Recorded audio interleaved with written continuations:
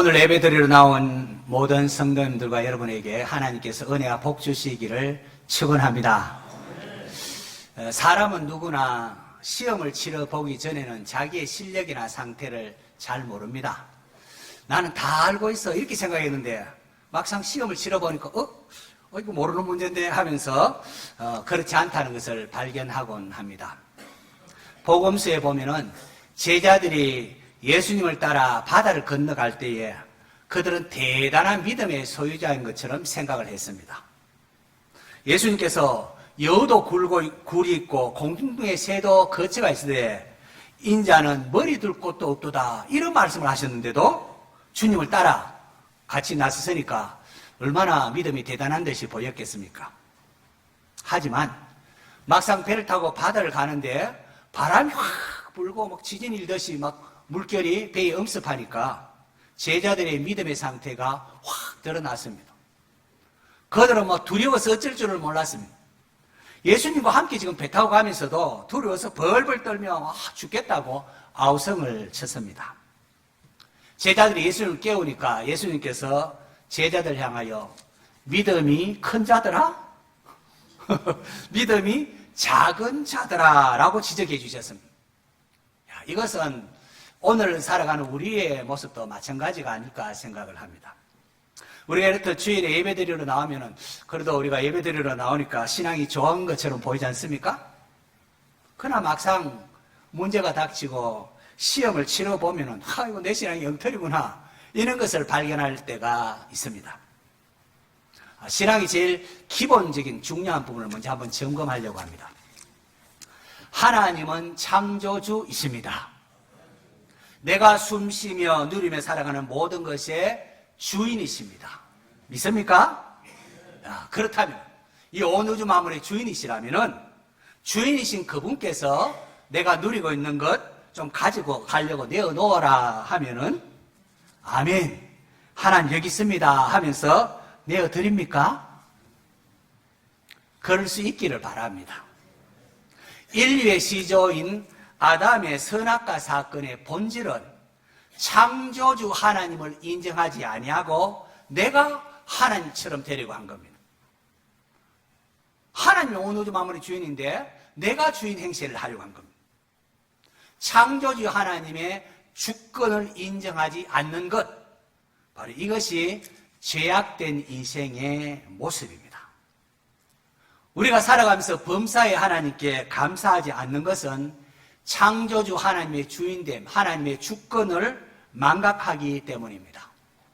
우리가 숨쉬며 살아가는 이 매 순간이 하나님의 은혜임을, 이 다 하나님 주신 공기, 하나님 주신 태양, 하나님 주신 풀과 자연, 하나님 주신 것임을 잊고 살아가기 때문입니다.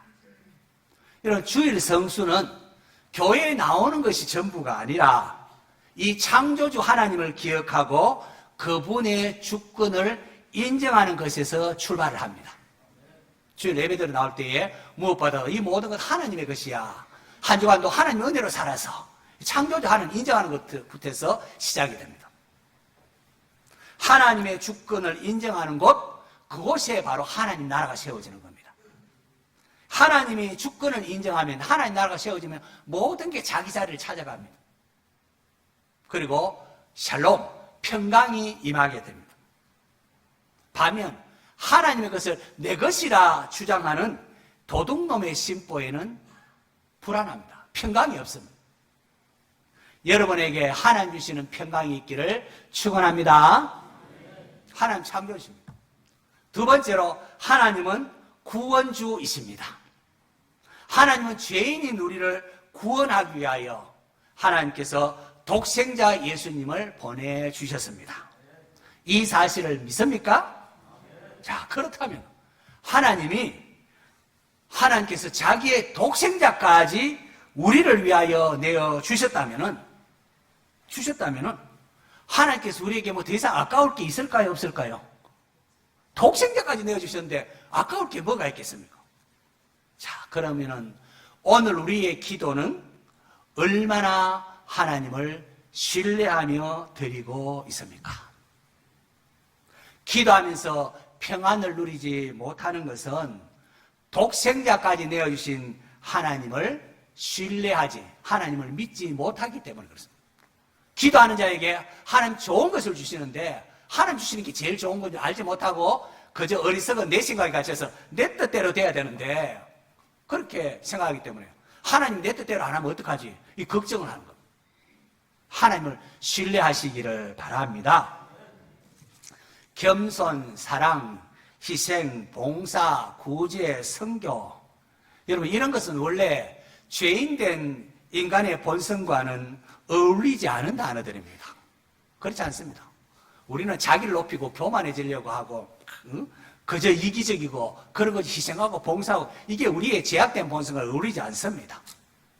그러나 자기의 독생자까지 내어주신 하나님의 사랑을 받았다는 사실을 깨닫게 되면은 놀랍게도 겸손, 사랑, 희생, 봉사, 구제, 선교와 같은 열매가 맺혀지게 됩니다.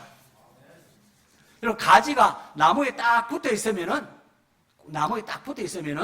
점차로 열매가 맺히는 것처럼 우리 성도도 예수님 안에 딱 붙어 있으면 예수님의 사랑을 딱 확신하고 있으면은 점차로 이렇게 변화되어 갑니다. 그게 정상입니다. 여러분의 삶에 이러한 삶의 열매들이 맺히고 있습니까? 그렇지 못하다면 우리가 좀 점검해 봐야 됩니다. 내가 정말로 예수님을 제대로 믿고 있는지, 하나님을 창조주요 구원주이신지, 구원주로 믿고 있는지 점검하셔야 됩니다. 말씀을 때로 우리가 말씀 들을 때 막 감동이 되어서 막 울기도 하고 기도도 드립니다. 말씀이 감동이 되어서 이렇게 울며 기도합니다. 그럴 수 있길 바랍니다. 하지만 여러분, 그렇다고 해서 내가 말씀의 사람이 된 것은 아닙니다. 한번 울고 기도했다고 내가 신앙이 좋은 줄로 착각하면 안 됩니다. 내가 말씀이 된 것은 시험을 만났을 때, 문제에 딱 부딪혔을 때에 순종하는 모습이 나타남을 통하여 정말로 내가 이렇게 변화되었구나. 내가 말씀의 사람이 되어가고 있구나. 확증이 되는 겁니다. 오늘 본문의 말씀은 아브라함의 인생에서 가장 스펙터클한 사건입니다. 하나님께서 아브라함에게 최고 난이도의 시험을 치르게 한 내용이기 때문에 그렇습니다. 그게 무엇입니까? 하나님께서 아브라함에게 네 아들, 네 사랑하는 독자 이삭을 데리고 모리아 땅에 가서 내가 네게 일러준 한 상 거기서 그를 번제로 드리라고 했습니다. 원어로 보면은 내 아들, 내 독자, 내 사랑하는 이삭 이렇게 되어 있습니다. 하나님은 아브라함이 이삭을 얼마나 귀하고 사랑하는지 다 알고 계셨습니다. 얼마나 귀하게 여기는지 아셨습니다. 그래서 네 아들, 네 독자, 내 사랑하는 이삭 하면서 3번이나 최상급으로 지금 강조해서 밝히고 있습니다. 제가 원래 환갑이 되지 않습니까? 나이가 들어 그런지 외손녀를 보니까 막 그렇게 예쁘고 사랑스러울 수가 없어요. 그래서 사위나 딸이 보내온 이 외손녀의 동영상을 보고 또 보고 자기 전에 한 번 더 봐야 되겠다. 이 보고 합니다. 나이가 드니까 그렇게 사랑스러운지 그렇게 보입니다. 아브라함이 몇 세에 이삭을 낳지요? 100세에. 여러분 100세가 되어서 낳은 아들 예쁠까요? 안 예쁠까요? 얼마나 예쁘겠습니까? 얼마나 사랑스러웠겠습니까? 하나님께서도 이 이삭이 네 상속자가 될 것이고 이 이삭을 통하여 하늘의 뭇별 같은 많은 자손을 주시겠다고 약속하셨습니다. 그런데 하나님께서 이 이삭을 뭐로 드리라고요? 번제로 드리라. 번제가 뭡니까? 번제는 제물을 각을 떠서 죽여서 다 태워서 드리는 그런 제사입니다. 의안이 벙벙할 수밖에 없습니다. 내가 지금 제대로 들었는가? 무슨 말이지? 하나님 지금 무슨 말씀하시는가? 벙벙할 수밖에 없습니다. 그냥 소나 양을 달라고 하면은 그건 뭐 또 이렇게 해서 드릴 수 있을 것인데 아브라함이 자기 목숨보다 소중하게 여기는 가장 사랑하는 아들 유일한 독자 이삭을 어떻게 해? 그것도 번제로 드리라고 합니다. 자, 그런데 보십시오. 아브라함이 어떻게 반응을 합니까? 성경은 당시 아브라함의 모습을 이렇게 기술합니다. 3절에 보시니까요. 아브라함이 아침에 일찍이 일어나 나귀의 안장을 지우고 두 종과 그의 아들 이삭을 데리고 번제에 쓸 나무를 쪼개어 가지고 떠나 하나님이 자기에게 일러주신 곳으로 가더니, 하나님의 말씀에 아침에 일찍 일어나 적극적으로 순종하는 모습을 보입니다. 그리고 앞서 창세기 21장에는 아내 사라가 아브라함에게 여종이 낳은 이스마엘을 내쫓으라 할 때에 21장 12절에 보니까 아브라함이 그의 아들로 말미암아, 이스마엘도 자기 자식 아닙니까? 첩을 통하여 낳아들어 자기 자식, 그의 아들로 말미암아 그 일이 매우 근심되었더니라고 했습니다. 종이 낳은 아들도 이렇게 그냥 나가도록 집에 내쫓는데도 매우 근심이 되었는데요. 자기가 백세에 낳은 너무나 사랑하는 아들 이삭을 그냥 내쫓는 것도 아니고 죽여서 하나 다 태워드리는 번제로 드리는 일이라니 얼마나 더 근심이 되었겠습니까? 하지만 성경은 이러한 아브라함의 갈등이나 고민을 전혀 기록하지 않습니다. 왜냐하면은 성경의 강조점은 아브라함이 내면의 갈등, 고민이 아니라 아브라함의 순종이기 때문입니다. 아브라함이 순종했다는 겁니다. 아브라함의 마음이 어찌됐든 간에 순종했다. 적극적으로 순종했다. 아브라함이 살고 있는 브엘세바에서 모리아 땅까지는 70km, 80km 좀 떨어져 있습니다. 제3일에 이제 아브라함이 걸어가서 눈을 들어보니까 멀리 산이 보입니다. 드디어 모리아 산을 앞두고 있습니다. 아브라함은 이제 종들에게 너희들 여기 있어라 하고는 이삭과 함께 모리아 산에 오릅니다. 그때 아브라함이 종들에게 한 말이 무엇입니까? 5절에 보니까 이에 아브라함이 종들에게 이르되 너희는 나귀와 함께 여기서 기다리라. 내가 아이와 함께 저기 가서 무엇하고? 예배하고 우리라 했습니다. 우리 혼자 오는 게 아니고 이삭과 함께 우리가 너희에게로 돌아오리라. 예배하고 이런 창세기 처음으로 우리나라 말로 예배라는 단어가 처음으로 등장합니다. 여러분은 예배가 무엇이라고 생각합니까? 구약시대의 예배는 일반적으로 짐승을 제물로 바치는 것을 포함하고 있습니다. 백성들이 모여서 짐승을 잡아서 하나님 앞에, 왜냐하면 죄인은 하나님께 나갈 수 없으니까 먼저 짐승을 잡아서 하나님께 제사 드리면서 이렇게 하나님을 찬송하고 예배하고 말씀 듣습니다. 아브라함은 모리아산에서 이삭을 번제로 드리라는 하나님의 말씀에 순종하는 것을 예배라 이렇게 말했습니다. 여러분, 아브라함이 번제에 쓸 나무를 이삭에게 지은 것으로 봐서, 그 이삭이 지고 가는 걸 봐서 당시 이삭의 나이가 한 10대 후반으로 그렇게 추정이 됩니다. 이삭이 모리아산을 향하여 가면서 아브라함에게 묻습니다. 아빠, 내 아버지, 내 아빠. 불과 나무는 있는데 번제할 어린 양은 어디 있어요? 내 아빠, 내 아버지. 불과 나무는 있는데 번제할 어린 양은 어디 있어요? 이 질문 앞에 아브라함은 얼마나 당황을 했겠습니까? 얼마나 당혹스럽습니까? 아브라함이 이삭에게 대답합니다. 내 아들아, 번제할 어린 양은 하나님이 자기를 위하여 친히 준비하시리라.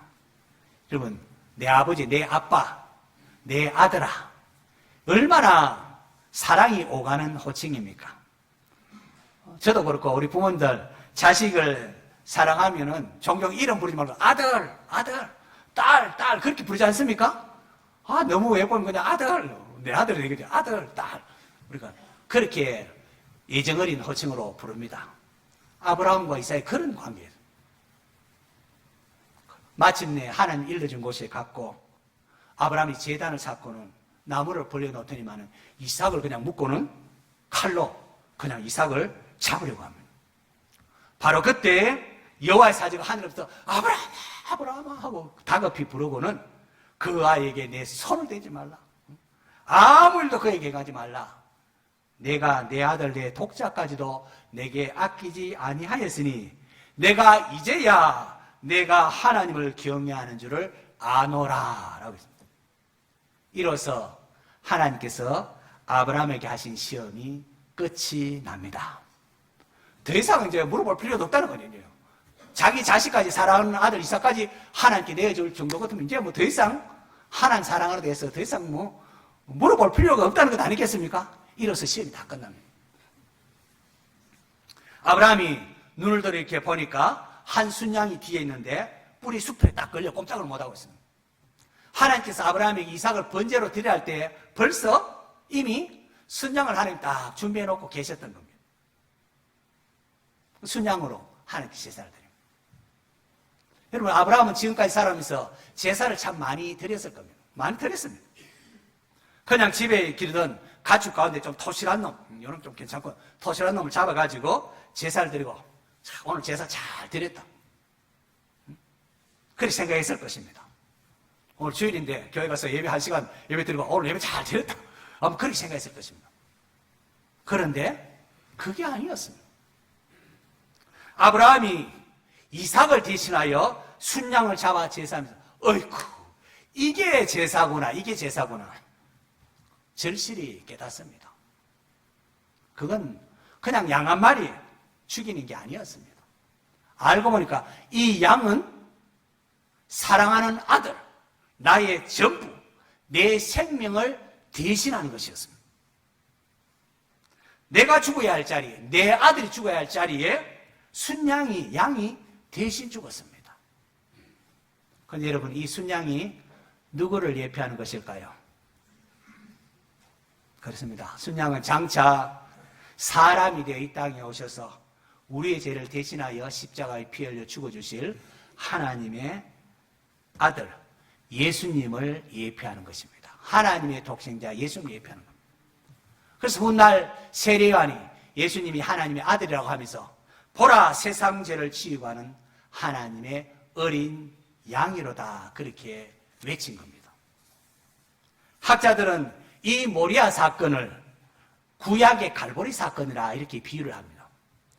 아브라함이 이삭을 바친 모리아산, 바로 이곳에 장차 예루살렘 성전이 건축되어지지 않습니까? 아브라함이 사랑하는 독자 이삭을 하나님께 드릴 때에 하나님께서 이삭을 되돌려 주셨습니다. 절대 손도 대지 말고 되돌려 주셨습니다. 그리고는 오히려 하나님께서 당신의 사랑하는 독생자 예수 그리스도를 제물로 실제로 내어 주셨습니다. 바로 이것이 아브라함에게 주고자 했던 복입니다. 아브라함으로 인하여 천하 만민이 복을 얻으리라고 하신 것은 바로 이를 두고 한 것입니다. 하나님이 자기의 독생자 예수님을 죄인인 우리를 위하여 내어주신다는 겁니다. 여러분, 하나님이 독생자를 내어주고 이거보다 더 큰 사랑이 더 이상 어떻게 증명하겠습니까? 죽어야 할 이삭을 하나님께 되돌려줬을 때에 아브라함이 얼마나 기뻤겠습니까? 얼마나 감격했겠습니까? 이런 감격과 기쁨이 우리의 예배에 있기를 축원합니다. 나 같은 죄인이 영원히 죽어서 지옥에 들어가야 하건만 하나님께서 독생자 예수 그리스도를 보내사 나를 대신하여 희생제물이 십자가에 피를 주심으로 말미암아 우리가 죄 용서 받고 하나님의 백성 되고 지금 죽어도 천국 가게 하셨으니 얼마나 감사하고 얼마나 기쁩니까? 이러한 감격과 기쁨이 우리로 하여금 사명을 감당케 합니다. 온 세상을 구원하기 원하시는 하나님의 마음을 알고 나가서 전도하게 되고 좀 욕을 먹더라도 섬기고 봉사하고 희생하게 되는 겁니다. 또 힘들 때 하나님 도와주세요. 하나님과 관계가 이제 화목해졌으니까 하나님께 기도하고 기도할 때 하나님 또 인도하시고 필요한 거 채우시고 그렇습니다. 여러분, 예배는 그냥 1시간 와서 앉았다가 가는 게 아닙니다. 그게 다 예배 잘 때 그게 아닙니다.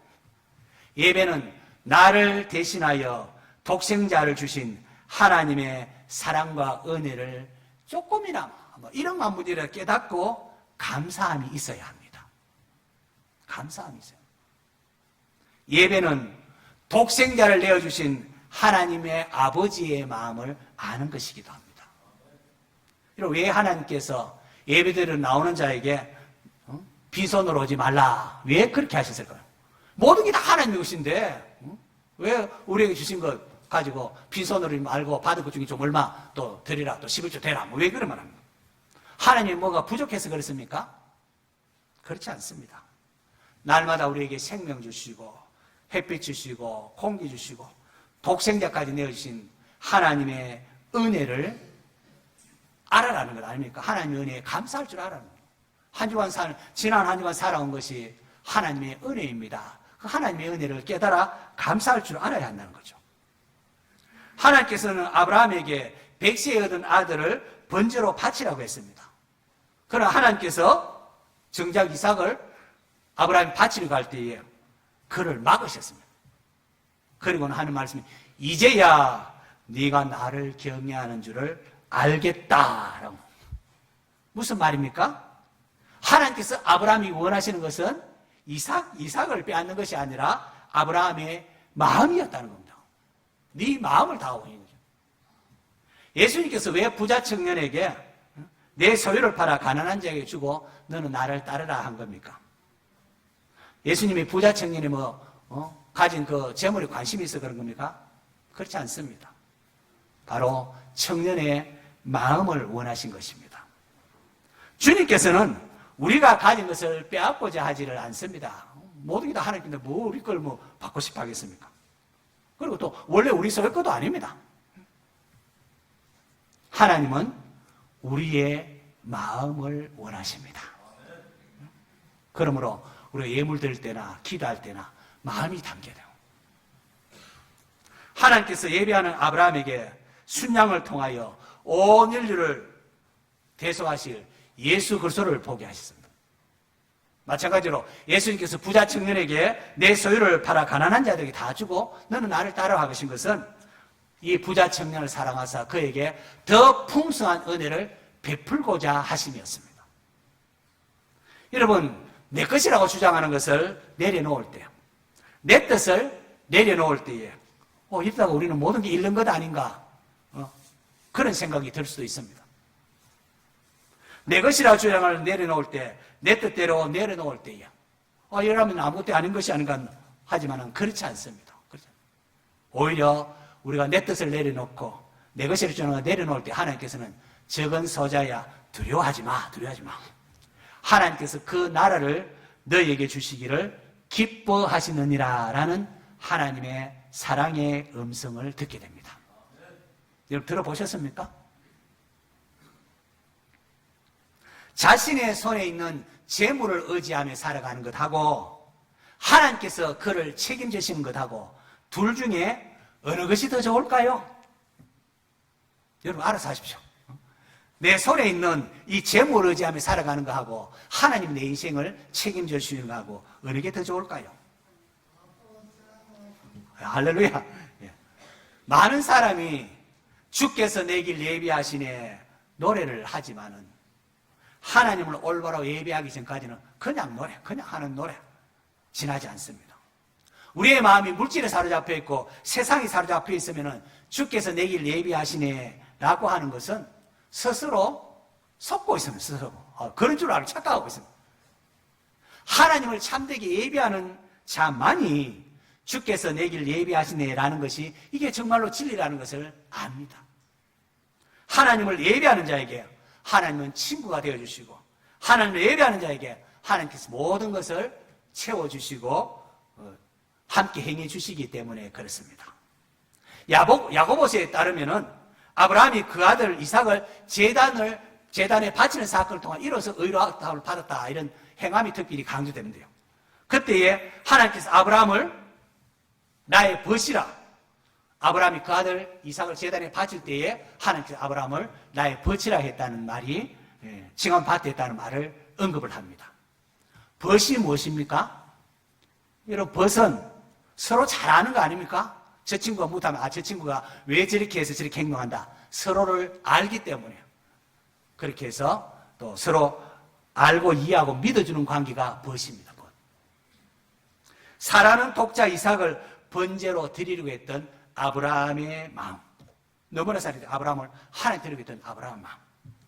실제로 죄인인 인류를 위하여 당신의 독생자를 십자가에 내어주신 하나님의 마음, 이게 서로 통한 겁니다.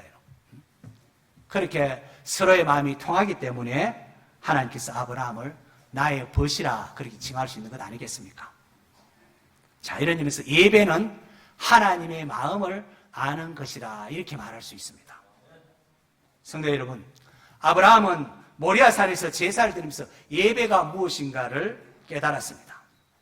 그것은 독생자를 내어주신 하나님의 마음을 아는 것입니다. 하나님께서는 예배를 통하여 독생자까지 내어주신 그 하나님의 사랑, 하나님의 마음을 우리가 알기를 원하십니다.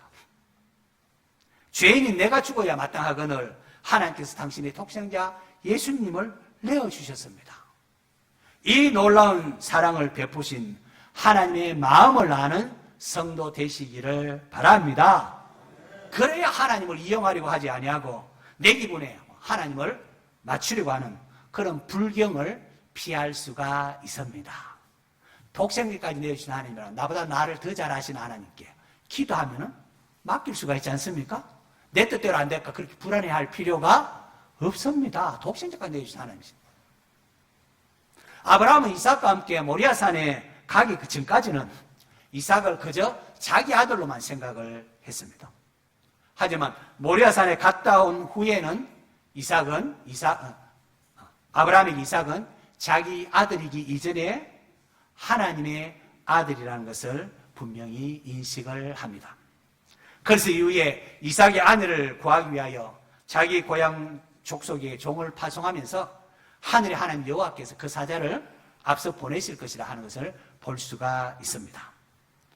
오늘 예배드리는 여러분, 아마 여러분도 가장 사랑하는 게 자식 아니겠습니까?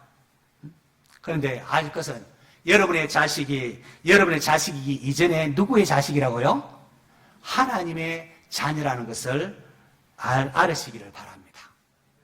하나님의 자녀라는 것을 알 때에 우리는 이 자녀를 위하여 무엇을 해야 되고 이 자녀를 위하여 어떻게 기도해야 할지를 알게 됩니다. 내 자식이 이전에 하나님의 자식을 알게 되면 자식에 대한 태도가 달라집니다. 내 기분에 따라서 자식이 이러면 이래라 저래라 이렇게 하지 않고 하나님의 말씀에 따라 이 자녀를 바로 키우기 위하여 우리가 노력하게 되고 또 하나님께서 이 자녀를 인도하는 것을 보게 되는 것입니다.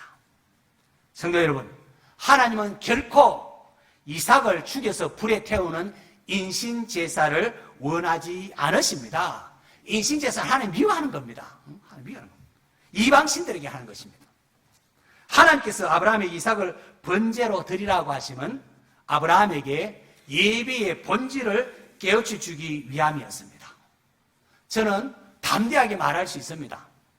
예배 한번 제대로만 드리면, 예배 제대로 드리면 사람이 변합니다. 사람이 변합니다.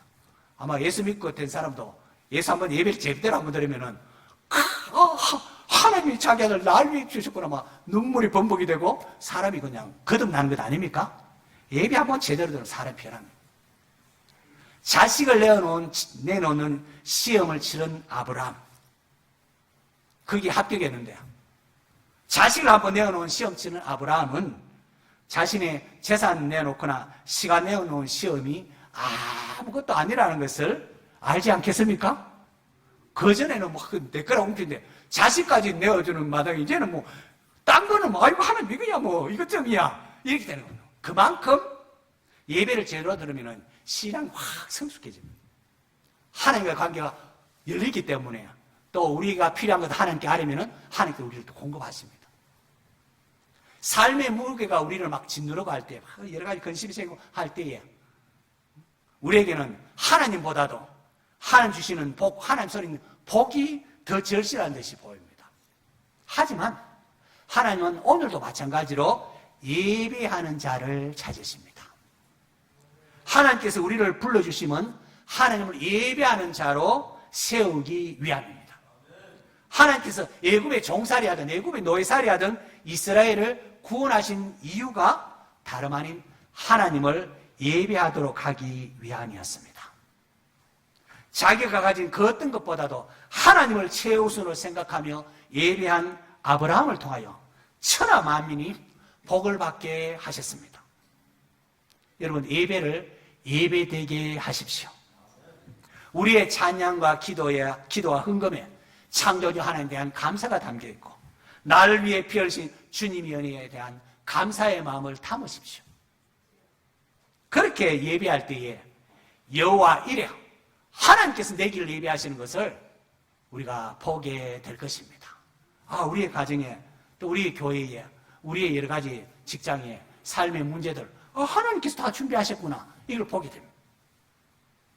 여러분은 하나님이 창조주이심을 믿습니까?